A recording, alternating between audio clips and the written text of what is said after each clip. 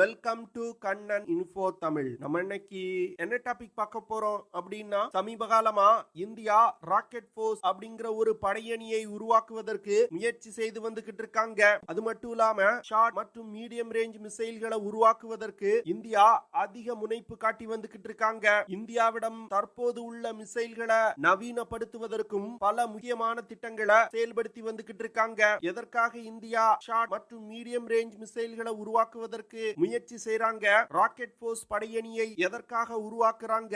Rocket force படையணியை உருவாக்குவதன் மூலம் India எந்த விஷயத்தை சாதிக்க நினைக்கிறாங்க?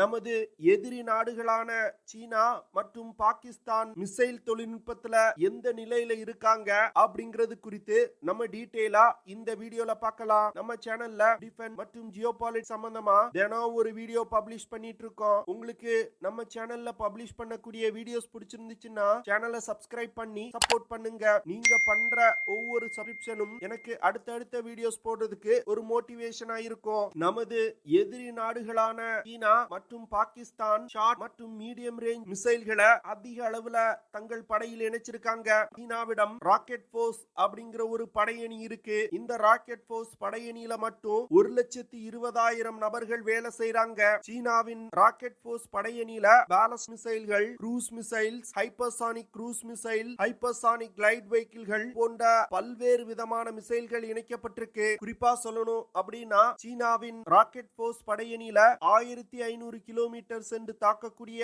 DF-ZF அப்படிங்கிற ஹைப்பர்சானிக் கிளைட் வெஹிக்கிள் இணைக்கப்பட்டிருக்கு. இது தவிர குறைந்தபட்சமா 5500 கிலோமீட்டர்ல இருந்து அதிகபட்சமா 15,000 கிலோமீட்டர் சென்று தாக்கக்கூடிய இன்டர்கான்டினென்டல் பாலிஸ்டிக் மிசைல்கள் சீனாவின் ராக்கெட் போர்ஸ் படையணியில இருக்கு. இது தவிர 5000 கிலோமீட்டருக்கும் குறைவான தூரத்துல உள்ள இலக்குகளை தாக்கக்கூடிய டாங்ஃபாங் 26 இன்டர்மீடியட் ரேஞ்ச் பாலிஸ்டிக் மிசைல்களும் சீனாவின் ராக்கெட் போர்ஸ் படையணியில இருக்கு. 800 முதல் 1800 கிலோமீட்டர் தூரத்துல உள்ள இலக்குகளை தாக்கக்கூடிய டாங்ஃபாங் 21, டாங்ஃபாங் 17 போன்ற மீடியம் ரேஞ்ச் பாலிஸ்டிக் மிசைல்களும் சீனாவின் ராக்கெட் போர்ஸ் படையணியில இருக்கு. டாங்ஃபாங் 15, டாங்ஃபாங் 12 போன்ற ஷார்ட் ரேஞ்ச் பாலிஸ்டிக் மிசைல்களும் சீன படையில இணைக்கப்பட்டிருக்கு. இந்த மிசைல்கள்னால குறைந்தபட்சமா 280 இருந்து அதிகபட்சமா 900 கிலோமீட்டர் தூரத்துல உள்ள இலக்குகளை தாக்க முடியும். இது போன்ற பல்வேறு விதமான மிசைல்கள் அடங்கிய ஒரு படையணியா தன்னுடைய ராக்கெட் போர்ஸ் படையணியை உருவாக்கி இருக்காங்க. அது மட்டும் இல்லாம சீனா தற்போது தன்னிடம் உள்ள மிசைல்களை பெருமளவு பாகிஸ்தானுக்கும் கொடுத்து வந்துகிட்டு இருக்காங்க. பாகிஸ்தான் பயன்படுத்தக்கூடிய பெரும்பாலான மிசைல்கள் அவர்களுடைய சொந்த தயாரிப்பு கிடையாது. சீனாவிடம் இருந்து வாங்கி வெறுமன ஸ்டிக்கர் மட்டும் ஒட்டி பயன்படுத்தி வந்துகிட்டு இருக்காங்க. அதனால இந்தியா ஒரே நேரத்துல வலிமையான மிசைல்கள் கொண்ட 2 நாடுகளை சந்திக்க வேண்டிய நிலை இருக்கு. இதன் காரணமாக தான் இந்தியா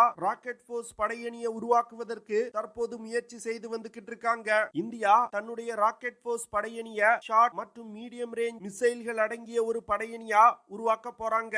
ஏன்னா இந்தியாவிடம் லாங் ரேஞ்சில அணு ஆயுதங்களை ஏந்தி சென்று தாக்குதல் நடத்தக்கூடிய மிசைல்களை கையாளுவதற்கு ஸ்ட்ராட்டஜிக் போர்ஸ் கமாண்ட் அப்படிங்கிற ஒரு அமைப்பு இருக்கு. இந்த அமைப்பு தான் இந்தியா ஏதாவது ஒரு நாட்டின் மீது அணு ஆயுத தாக்குதல் நடத்தணும்னா ரெஸ்பாண்ட் பண்ணுவாங்க.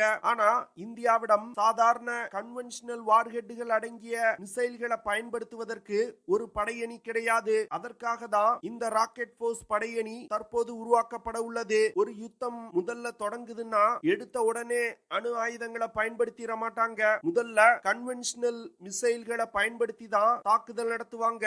இப்போ இந்தியாவிடம் உள்ள கன்வென்ஷனல் மிசைல்கள் அப்படின்னு சொன்னா பிரம்மோஸ் மிசைல்கள் தான் பிரதான மிசைலா இருக்கும். ஆனா இந்த மிசைலோட விலை மிகவும் அதிகம். இதன் காரணமா இந்த மிசைல்களை மிகவும் முக்கியமான டார்கெட்டுகளை மட்டுமே தாக்குவதற்கு இந்தியா பயன்படுத்துவாங்க. தற்போது இந்தியா தன்னுடைய ராக்கெட் போர்ஸ் படையணியில பயன்படுத்துவதற்கு விலை குறைவான உள்நாட்டிலே தயாரிக்கப்படும் மிசைல்களை டெவலப் செய்து வந்துகிட்டு இருக்காங்க. அந்த வகையில சமீபத்துல cabinet committee on security 120 Pralay tactical ballistic மிசைல்களை வாங்குவதற்கு ஒப்புதல் கொடுத்திருக்காங்க. இந்த பிரளை டாக்டிக்கல் பாலிஸ்டிக் மிசைல்கள் சாதாரண ஒரு பாலிஸ்டிக் மிசைல் போன்று செயல்படாது. அதாவது இந்த மிசைல்னால திசையை மாற்றி பறந்து சென்று இலக்கை தாக்க முடியும். பிரளை டாக்டிக்கல் பாலிஸ்டிக் மிசைல்னால 500 கிலோகிராம் எடை கொண்ட கன்வென்ஷனல் வார்ஹெட்டுகளை சுமந்து சென்று தாக்குதல் நடத்த முடியும். அதுவே பிரம்மோஸ் மிசைல்களை எடுத்துக்கிட்டீங்கன்னா 200 முதல் 300 கிலோகிராம் எடை கொண்ட வெடிப்பொருள் வெடிபொருட்களை சுமந்து சென்றுதான் தாக்குதல் நடத்த முடியும். என்னதான் பிரம்மோஸ் மிசைல்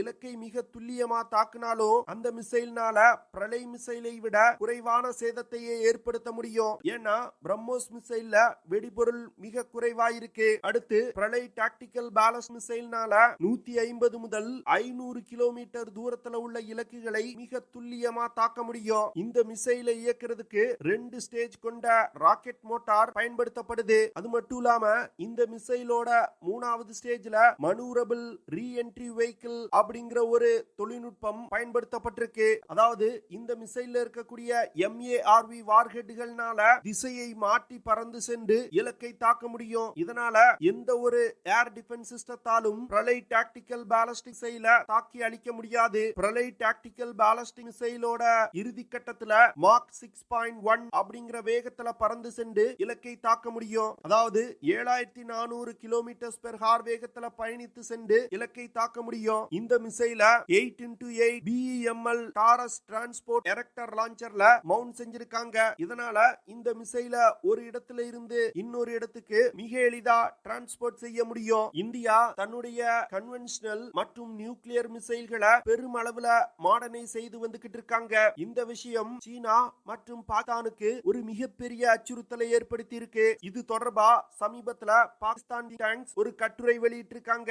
அதுல இந்தியாவுடைய கன்வென்ஷனல் மற்றும் நியூக்ளியர் மிசைல் கேப்பபிலிட்டி மிகப்பெரிய அளவுல வளர்ந்து வருவதா அவங்க சொல்லியிருக்காங்க. ஆனா என்ன பொறுத்தமட்டில் இந்தியா இந்த கேப்பபிலிட்டிய பல வருடங்களுக்கு முன்பே டெவலப் செஞ்சிருக்கணும். தற்போது சீனா மற்றும் பாகிஸ்தானிடம் ஷார்ட் மற்றும் மீடியம் ரேஞ்ச் மிசைல்கள் அதிக எண்ணிக்கையில இருக்கிறதுனாலதான் இந்தியா பிரளய் போன்ற டாக்டிக்கல் பாலிஸ்டிக் மிசைல்களை தற்போது டெவலப் செய்து வந்துகிட்டு இருக்காங்க. பிரளய் டாக்டிக்கல் பாலிஸ்டிக் மிசைல சீனா மற்றும் பாகிஸ்தான் எல்லையை ஒட்டியுள்ள மாநிலங்கள்ல டிப்ளாய் செய்ய போறாங்க. இதன் மூலமா ஒரு யுத்த நேரத்துல இந்த மிசைல்களை பயன்படுத்தி எதிரிகளின் இலக்குகள் மீது மிக துல்லியமான தாக்குதல்களை நடத்த முடியும். குறிப்பா சொல்லணும் அப்படின்னா ராஜஸ்தான், ஜம்மு அண்ட் காஷ்மீர், அருணாச்சல் பிரதேஷ், ஹிமாச்சல் பிரதேஷ் போன்ற மாநிலங்கள்ல இந்த மிசைல்களை இந்தியா டிப்ளாய் செய்ய போறாங்க. இந்தியா பிரளய் மிசைல் தவிர ஷௌரியா அப்படிங்கிற ஒரு மீடியம் ரேஞ்ச் பாலிஸ்டிக் மிசைல எல்லையில பெருமளவுல டிப்ளாய் செஞ்சிருக்காங்க.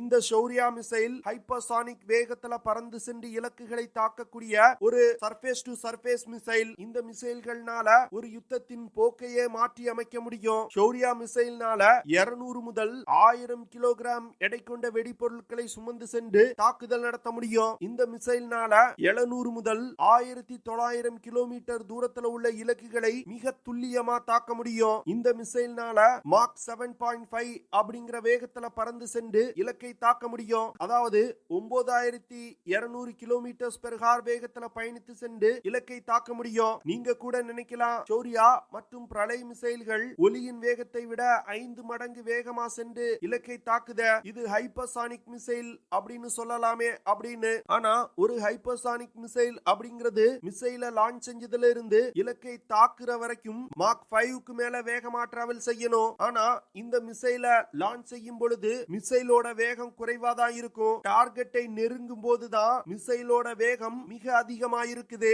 ஷௌரியா மிசைலோட இன்னொரு சிறப்பு அம்சம் மிசைல் தாக்கக்கூடிய துல்லியத்தன்மை. அதாவது ஷௌரியா மிசைல்னால டார்கெட்ல இருந்து 20 முதல் 30 மீட்டர் சுற்றளவுக்குள் தாக்குதல் நடத்த முடியும். India rocket force படையணியை உருவாக்குனாங்கன்னா Shaurya, Pralay போன்ற மிசைல்கள் தவிர கூடுதலா பல்வேறு விதமான மிசைல்கள் தேவைப்படும். அதுவும் குறிப்பா சாலைகள் மூலமா டிரான்ஸ்போர்ட் செய்து எடுத்து சென்று தாக்குதல் நடத்தக்கூடிய மிசைல்கள் அதிக எண்ணிக்கையில தேவைப்படும். ஷௌரியா மற்றும் பிரளய் மிசைல் தவிர பிரம்மோஸ் மிசைலோட சூப்பர்சானிக் மற்றும் ஹைப்பர்சானிக் க்ரூஸ் மிசைல்களை இந்தியா இந்த ராக்கெட் போர்ஸ் படையணியில இணைப்பாங்க.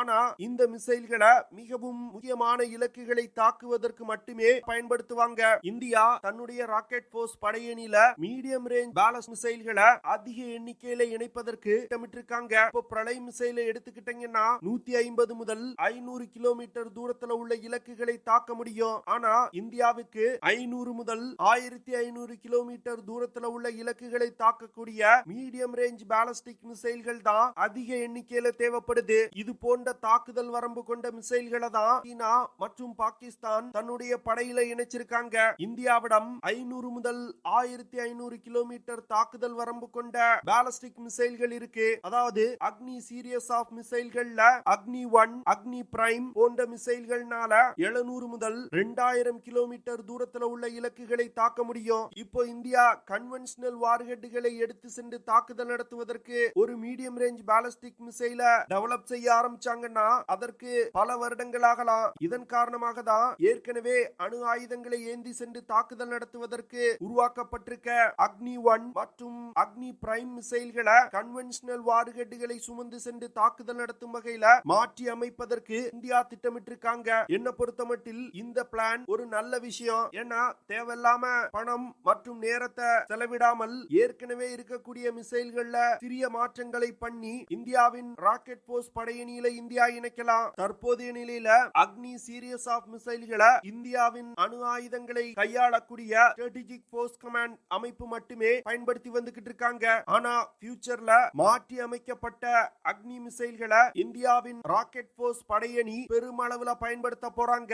அக்னி 1 மிசைல்னால 1000 முதல் 2500 கிலோகிராம் எடை கொண்ட வெடிப்பொருட்களை சுமந்து சென்று தாக்குதல் நடத்த முடியும். அதுவே அக்னி பிரைம் மிசைல்னால 1500 முதல் 3000 கிலோகிராம் எடை கொண்ட வெடிப்பொருட்களை சுமந்து சென்று தாக்குதல் நடத்த முடியும். இந்த 2 மிசைல் மட்டும் இந்தியாவின் ராக்கெட் போர்ஸ் படையணியில இணைக்கப்பட்டால் இந்தியாவின் எல்லை பகுதிகளில் நடக்கக்கூடிய யுத்தங்கள்ல இந்த மிசைல்கள் ஒரு முக்கியமான ரோலை பிளே பண்ணும். ஏன்னா இந்த மிசைல்கள்னால அதிகமான எடை கொண்ட வெடிப்பொருட்களை சுமந்து சென்று தாக்குதல் நடத்த முடியுது. இதன் காரணமா எதிரிகளுக்கு பலத்த சேதத்தை ஏற்படுத்த முடியும். அது மட்டும் இல்லாம இந்த மிசைல்களோட அக்யூரசியும் மிக அதிகமா இருக்கு. இதன் காரணமா இலக்கை மிக துல்லியமா தாக்க முடியும். இது தவிர பிரம்மோஸ் க்ரூஸ் மிசைலோட தாக்குதல் தூரத்தை அதிகரிப்பதற்கு இந்தியா முயற்சி செய்து வந்துகிட்டு இருக்காங்க. இன்னும் கூடிய விரைவில் எக்ஸ்டெண்டட் ரேஞ்ச் பிரம்மோஸ் மிசைல இந்தியா சோதிக்க இருக்காங்க. இந்த எக்ஸ்டெண்டட் ரேஞ்ச் பிரம்மோஸ் மிசைலையும் ராக்கெட் போர்ஸ் படையணியில இந்தியா இணைக்க போறாங்க. இது போன்ற பல்வேறு திட்டங்கள் மூலமா இந்தியா தன்னுடைய ராக்கெட் படையணிய பெருமளவுல அதிகரிச்சு வந்துகிட்டு இருக்காங்க. அது மட்டும் இல்லாம ஏற்கனவே இருக்கக்கூடிய மிசைல் சிஸ்டங்களை நவீனப்படுத்தியும் வந்துகிட்டு இருக்காங்க. அதனால இன்னும் ஓரிரு வருடங்கள்ல இந்தியாவுடைய மிசைல் கேப்பபிலிட்டி பல மடங்கு அதிகரிக்கும் அப்படின்னு டிஃபென்ஸ் எக்ஸ்பர்ட் சொல்றாங்க. ஓகே ஃப்ரெண்ட்ஸ், நம்ம வீடியோவோட நிறைவு பகுதிக்கு வந்துட்டோம். இதெல்லாம் தான் நான் உங்ககிட்ட ஷேர் பண்ணணும் அப்படின்னு நினைச்ச விஷயங்கள். ஐ ஹோப் நான் ஷேர் பண்ண விஷயங்கள் உங்களுக்கு பிடிச்சிருக்கும்னு நினைக்கிறேன். அப்படி பிடிச்சிருந்துச்சுன்னா ஷேர் பண்ணுங்க, லைக் பண்ணுங்க, கமெண்ட் பண்ணுங்க. மறக்காம நம்ம சேனலுக்கு சப்ஸ்கிரைப் பண்ணுங்க. அப்படியே அந்த பெல் நோட்டிபிகேஷனை கிளிக் பண்ணி ஆல்ங்கிற ஆப்ஷனை எனேபிள் பண்ணிக்கங்க. See you in the next video. Jai Hind.